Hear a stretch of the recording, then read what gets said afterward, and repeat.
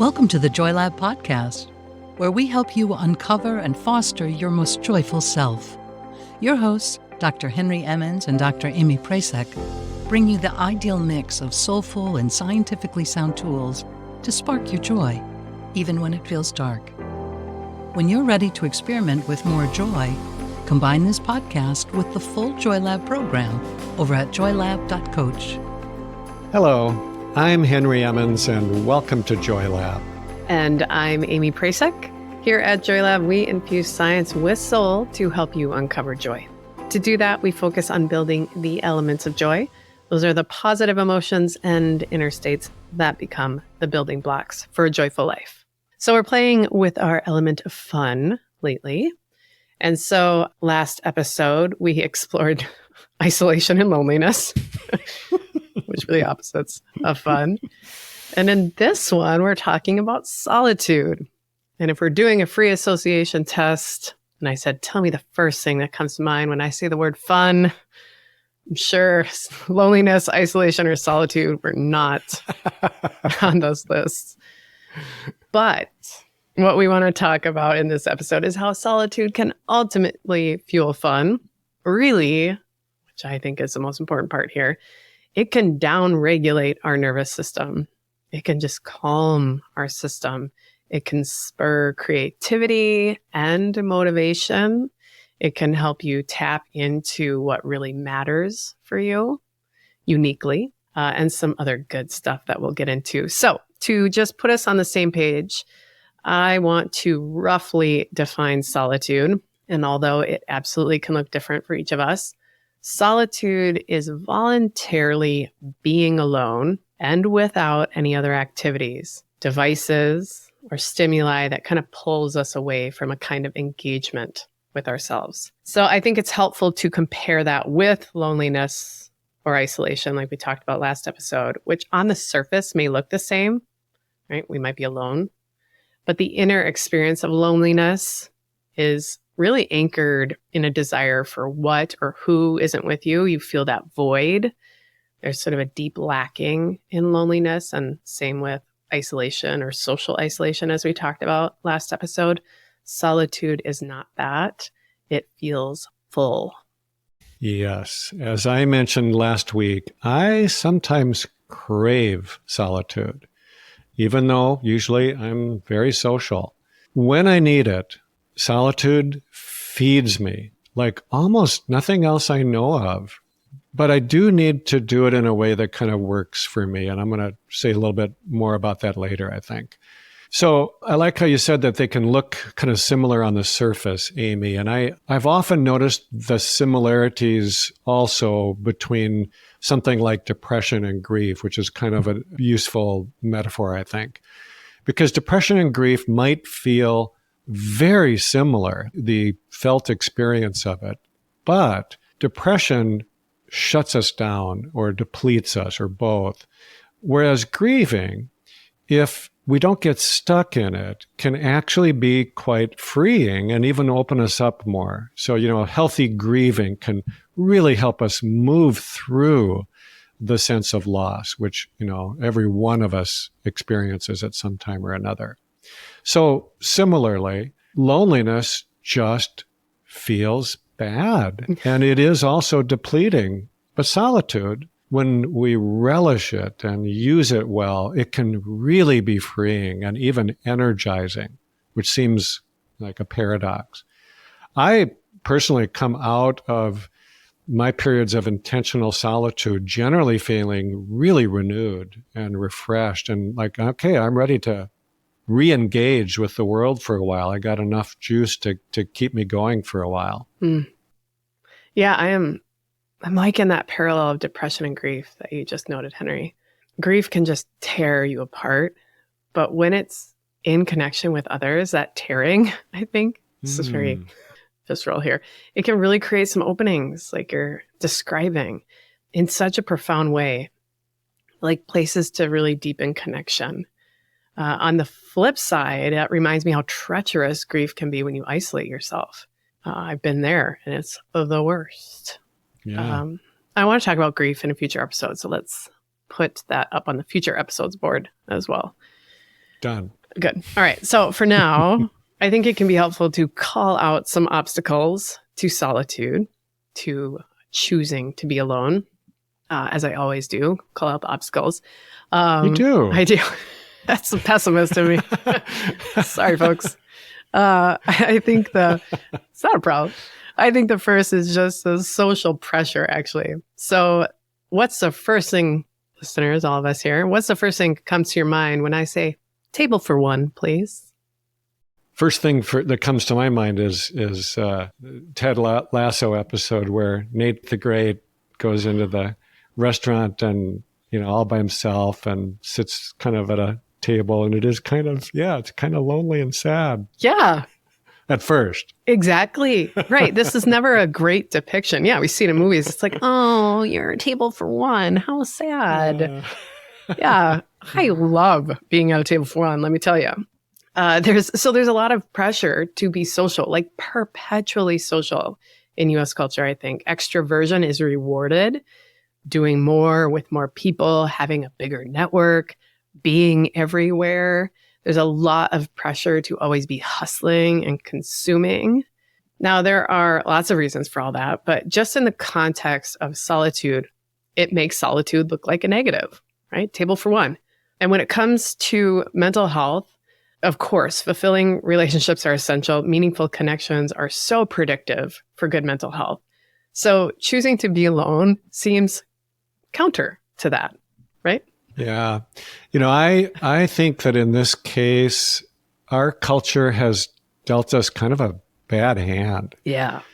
We, as a culture, value individualism more than anywhere else in the world that I know of. And yet, if you look at us, it looks like sometimes we can be social to the point of distraction. It's almost like we're defending ourselves against the loneliness that can come from this intense individualism that we hold on to, which is maybe a downward spiral, like we have referred to in the past. Well said. I used to lead resilience retreats. I'm going off on a little tangent here, but bear with me. And I'm just remembering that one of the participants' favorite meditations was a simple breathing practice. And when I led this meditation, I just really emphasized this rhythm that we have with our breath of expansion and contraction, inflow and outflow. And I used it as a metaphor, a reminder that what is really healthy for us is that after a period of activity, we need a period of rest. After being really stressed, we need a time of recovery. After getting depleted, we need an opportunity to be renewed or refilled. And that is how things work, just normally in the natural world. There is a rhythm to things, a flow. I call it flowing with nature. And really now I'm bringing us back to solitude. This is how I think of solitude. It is kind of like the out-breath that we need after this deep in-breath of companionship or extroversion. Now, the true extroverts, and there are some, but I'm thinking right now of the real outliers, the top 1% to 5% of extroverts, they may not need much of this, quite honestly. But I think that the other 80 or 90% of us, we need this chance to be by ourselves, to turn inward for a while. I think it's just as important as breathing out after breathing in. It helps us to reconnect with ourselves at least a little bit more deeply. You could say it's kind of like the yin side of fun and play, where our energy is going inward instead of just outward. Yeah, solitude as an exhale. I like that. That opportunity to release reminds me of a piece from Descartes, Meditations, from his Meditations that I love. Here it is. Now, therefore, that my mind is free from all cares, and that I have obtained for myself assured leisure in peaceful solitude, I shall apply myself seriously and freely to the general destruction of all my former opinions. I love that. I do too. I've not heard that, Amy. You are very well read. Man, you have a lot of different sources that you Very pull diverse in my genres. Yeah. I just love that. I mean, it gives us a chance to, the solitude, it gives us a chance to gain some space between, right? Some freedom from all the opinions that can keep us so rigid and revved up, to speak to some of the science here as well, related to what you just said, Henry, as well, but not as poetic with the inhales and exhales, has to do with arousal states. So when arousal states are discussed, they're usually described as a spectrum from deep sleep to, which is the lowest arousal state, to stress and agitation, the highest arousal states. Like I noted before, US culture and others as well really incentivize those high arousal states. So this looks like lots of energy going out, but also like consuming, hustling, lots of sensory input coming in, being overscheduled. And the result from all of this stuff is a nervous system buzzing pretty high. And none of these arousal states are wrong. The problem is being on one side for too long, or being on one side out of context even. The goal is to match the context, that flow with nature, and to notice what you uniquely need moment to moment based on your own functioning. One more thing here. There's also a lot of pressure, I think, for something called high arousal positive affect states. This describes those observable outward expressions of emotional states like happiness, alertness, being sociable. So in this case, these are high energy outputs of positivity. Those are high arousal states. There's a lot of pressure as well to be in these high arousal affect states, right? To display them. High energy on top of high energy. So if we're living there, then that constant state of high arousal is exhausting for our system. It can spike our stress response in a good way at first, but too much is too much. That's where toxic positivity lies, in my opinion, as well. That makes so much sense, Amy, the way you just described that. Yeah, I like this sort of layering of thinking what we demand in our culture. It's these high arousal states, and then you better show it. You better smile. Yeah. You better be extroverted. High energy on top of high energy. I like the way that you put that. Yeah, well, and now on the flip side, there's the low arousal state. There's some great research here that has looked at how solitude can bring us there. And this isn't deep sleep, but it can be like just above there. We're awake, but we're feeling at ease, peaceful, allowing ourselves to soak in some low arousal, allowing our body and mind some much needed rest. So the challenges for us are to really tune in and discern when we need to move, I think, into low arousal, solitude, perhaps, or even on that note, maybe we need to move into high arousal. So at Natural Mental Health, with our resilience types, we actually address this. For example, some folks may sway more into kind of a melancholic, low arousal state more easily. So if that's the case, maybe you've got your fill of solitude, or it needs to be revamped in some way, and it may even be time to actually explore some higher arousal states. But for many of us, and I encourage everyone to take the resilience quiz over at naturalmentalhealth.com to see where you might fall. Many of us lean toward more anxious, worried, or agitated when we're out of balance, I think, maybe cause of sort of that high energy on high energy.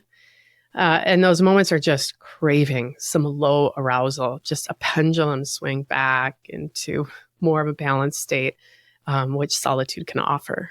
Yeah, that's just a great reminder, Amy, that we are not all built alike. Cheers. Yeah. You know, we have different needs, even for connection and solitude. And I like that you brought up the resilience types. You know, there are folks that simply feel better when they do things that energize them, that bring up their state of arousal, like you put it. So a grounded type, for example, the resilience type that we call grounded type, sometimes they can get a little sluggish if they aren't careful, you know, and need a little bit of extra stimulation once in a while. And we actually give some, what I think is really sound guidance for that, on the website, just some ideas that are healthy and positive, but do kind of bring up that state of arousal. Right. But I bet if you looked at 100 people, just took 100 people randomly, I bet that in the arousal, over aroused versus under aroused, I bet that it'd be about 80% in the over aroused state. Absolutely. That's what I see anyway. Yeah. And I think it just can really cause a lot of difficulty for us. Yeah. So if your resilience type, for example, is the passionate or enthusiastic type or a creative type like me, then it doesn't take much to put you into that overdrive, to make you hyper aroused. So that is what happened to me when I was in my medical and psychiatric training. Yeah. Believe me, I look back on that time and I honestly don't know how I did it. I mean, I was highly stressed, basically for 8 years, probably more, because it took me a long time to unwind from that. And it just never let up, So I was in a high arousal state, to put it mildly. But my solution that I came up with back then really set a helpful tone for the rest of my life to this day around this topic of solitude. Because here's what I did. I had no personal experience with silent retreats. Like you mentioned earlier, Amy, you did one last year, and I had never done one at that point in my life. But I had a sense that is what I needed. I didn't know anything about mindfulness or, Buddhist practices or anything. And I don't know that there was anything available even. But what I did do was look around for retreat centers near where I was studying in Iowa City. And sure enough, there was a Catholic Trappist monastery in rural Iowa, Awesome. Not that far from Iowa City. And even though I was not and never have been Catholic, and I knew nothing about Trappists, who are Catholic monks that have a very deep tradition of contemplative spirituality. And that's really what appealed to me, this kind of quiet contemplative practice. Now, turns out that Trappists also have a very strong tradition of hospitality. So they welcomed guests like me into their daily rhythm, their daily life, even though I had absolutely no intention of ever becoming a monk. But I'll tell you what, this could not have been better for me at the time. They taught me to be quiet and reflective, to kind of honor this daily rhythm of work, alternating with contemplation. They taught me to do something called centering prayer, which, years later I realized is very similar to mindfulness meditation. So I would go to this retreat center probably for 3 or 4 days, at least tried to get there at least a couple times a year. If I was even more stressed, I might try to go more often because it was what I needed. And I would come out of it feeling renewed, more balanced, more grounded, ready to go back into hyper arousal mode again, right, without falling apart, at least for a while. And then I had to do it again. A daily rhythm is what caught me there too, Henry.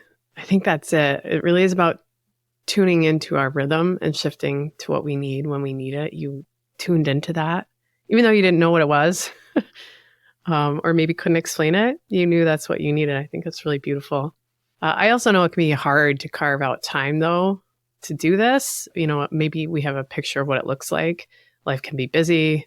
We certainly do that to ourselves in a lot of ways, but society, our culture around work, policies that promote overwork do this to us as well.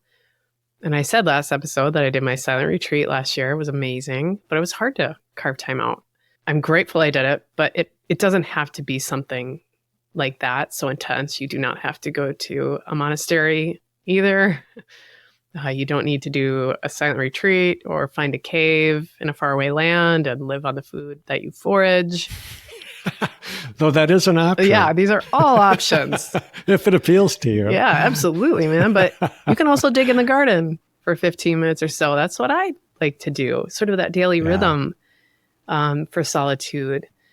I do it when the weather allows daily. I'm not even a good gardener. I mean, yesterday I found the most amazing caterpillar who had eaten much of my parsley. And he was trying to sort of move away from the garden, I think in search of more parsley. So I picked him up and I put him on the other area where the parsley was. As a gardener, that's probably a terrible thing to do. But in my solitude, I was like, it was just this wonderful fat caterpillar. It was such a great experience. I thought, well, he's hungry. Let's come over here. So terrible gardening advice, but it was a wonderful little 15 minutes of caterpillar transport and softening my nervous system. Yeah. You and Maisie are learning together, I think, how to be contemplative. I love it. Yes, this is a good process to practice with children because she has inspired me in many ways as well. Kids do this well, surprisingly, I think. Yes. Yeah, I think you're right. It's just a very natural thing. Yeah. Well, like you were saying, Amy, I still crave solitude once in a while, but I don't need to do several days at once anymore like I used to. If I can get it, I'll take it, believe me. But like as you said, it's hard to do. So an afternoon for me at this point in my life is golden. So if I can, I'll do that. But even an hour or less, 20 minutes, 30 minutes is still good for me. What I usually try to do is to get out into nature, just because that always makes it easier for me to really unwind and get present. But even if I can't be immersed in nature, I just might spend some time being quiet by myself, maybe pick up my journal, do a little writing, or sometimes I'll just take some time to do some reflecting. What is it in my life right now that feeds me? What are the things that are eating away at me, that are stealing my joy? Just trying to reflect on them, not figure them out, but just become more aware of them. And also, I'm becoming more aware that this time doesn't even have to look like you're being productive or anything. Sometimes for me, just doing a crossword or simply zoning out, anything that quiets my mind can help me to reset. I love this quote that I think is accurately attributed to A. Milne, the author of Winnie the Pooh. Sometimes I sits and thinks, and sometimes I just sits. I love that. Yes. So if the kind of solitude that we're talking about has already been part of your life, you don't need us to convince you of its value. You can replenish yourself and your passion and creativity pretty easily. And as Amy said earlier, it can also be so healing. For me, it is almost like magic. When I get a good dose of solitude, it feels like I'm just repairing all of these little wounds that have been building up inside of me. The little day-to-day hurts that aren't a huge deal, but they kind of add up. And it just seems like this repair happens with no effort on my part. I'm just being quiet and allowing the pain to flow away out of me. If you're new to it, solitude might seem a little daunting. Maybe being alone with yourself just does not sound that great. You're a little scared of it even. But I can guarantee you this. When you encounter yourself, your true self, which you can do with this practice we're calling solitude, you will be very glad that you did. There is absolutely nothing to be afraid of because you will find that below the surface, it's all love. Yeah, it's all love. If you're on YouTube, I didn't know I'm wearing a shirt that says more love. More love. Yeah, man, let's see more of that love within us in those quiet moments. You're right. It is transformative, and that is what is there to see. With that, I want to bring us to a close with some wisdom from the great writer and sage, Maya Angelou. Here's what she wrote. Solitude can be a much to be desired condition. Not only is it acceptable to be alone, at times it is positively to be wished for. In the silence, we listen to ourselves. Then we ask questions of ourselves. We describe ourselves to ourselves, and in the quietude, we may even hear the voice of God. Thank you for listening to the Joy Lab podcast. If you enjoyed today's show, visit joylab.coach to learn more about the full Joy Lab program. Be sure to rate and review us wherever you listen to your favorite podcasts.